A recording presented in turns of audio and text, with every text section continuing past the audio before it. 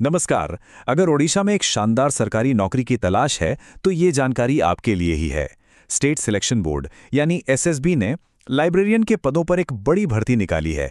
तो चलिए आज इसके बारे में सब कुछ जानते हैं। तो सबसे पहले सबसे बड़ी खबर, पदों की संख्या। इस भर्ती में कुल 225 लाइब्रेरियन के पद हैं। जी हाँ, 225 पद, जो कि वाकई एक बहुत बड़ा मौका है। और ये भर्तियां हैं कहाँ के लिए? ये हैं ओडिशा के नॉन गवर्नमेंट एडेड कॉलेजों के लिए। और जैसा मैंने बताया, इसका पूरा जिम्मा स्टेट सिलेक्शन बोर्ड यानी एसएसबी के पास है। तो चलिए इस पूरे रिक्रूटमेंट को ना स्टेप बाय स्टेप समझते हैं। सबसे पहले देखेंगे कि ये मौका आखिर है क्या, फिर जानेंगे कि कौन कौन अप्लाई कर सकता है, सिलेक्शन का प्रोसेस क्या रहेगा ये भी समझेंगे। इसके बाद सारी ज़रूरी तारीखें और फीस की बात करेंगे, और हाँ, सबसे आखिर में अप्लाई करने का पूरा तरीका भी देखेंगे। चलिए, तो सबसे पहले बात करते हैं इस अपॉर्चुनिटी की, यानी पद कौन सा है और सैलरी क्या मिलेगी। तो देखिए स्क्रीन पर सारी डिटेल्स हैं। पोस्ट का नाम है लाइब्रेरियन और ये एक ग्रुप बी की पोस्ट है। अब बात सैलरी की, तो ये ओएसआरपी रूल्स 2017 के लेवल 9 पे मैट्रिक्स के हिसाब से होगी, जो कि काफ़ी अच्छी सैलरी है। और टोटल वैकेंसीज हैं 225, जिसमें से ध्यान दीजिएगा 67 सीटें महिलाओं के लिए रिजर्व्ड हैं। अच्छा, अब आते हैं सबसे ज़रूरी सवाल पर कि अप्लाई कौन कर सकता है, मतलब एलिजिबिलिटी क्राइटेरिया क्या है। चलिए इसे डिटेल में समझते हैं।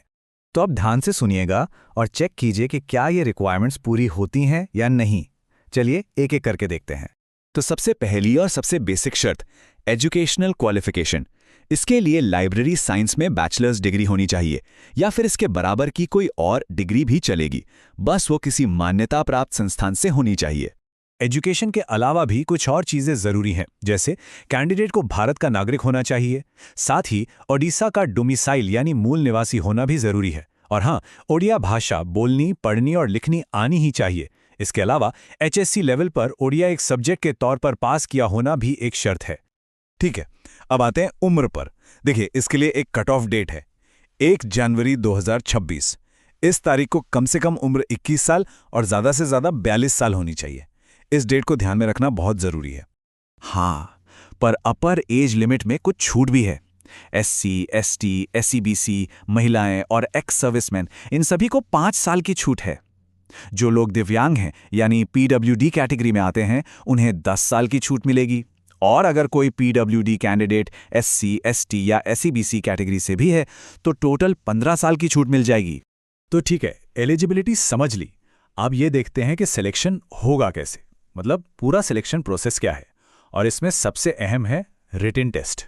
और यहाँ पे एक बहुत बहुत अच्छी खबर है, पूरा का पूरा सिलेक्शन सिर्फ एक रिटन टेस्ट पर बेस्ड है। मतलब कोई इंटरव्यू नहीं है, सिर्फ एक एग्जाम, और बस। इससे प्रोसेस काफी सीधा और सिंपल हो जाता है। अच्छा, तो अब इस रिटन टेस्ट का पैटर्न समझ लेते हैं। इसमें टोटल 100 मल्टीपल चॉइस क्वेश्चन यानी एमसीक्यूज होंगे और टोटल मार्क्स होंगे 150। टाइम मिलेगा पूरे 2 घंटे का। अब मार्किंग कैसे होगी? हर सही जवाब के लिए मिलेंगे 1.5 नंबर यानी 1.5 मार्क्स। लेकिन यहां पर थोड़ा सावधान रहना होगा क्योंकि नेगेटिव मार्किंग भी है। हर गलत जवाब पर आधा नंबर यानी 0.5 मार्क्स कट जाएगा।